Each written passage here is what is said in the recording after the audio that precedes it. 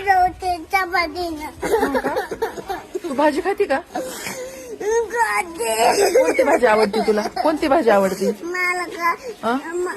असं आहे का आपलं पिझ्झा आहे का? पिक्चर? हा कोणी सांगितलं तुला खायचं ना तू. खायचं? पिझ्झा? हा पिझ्झा नसतो बाई शाळेत.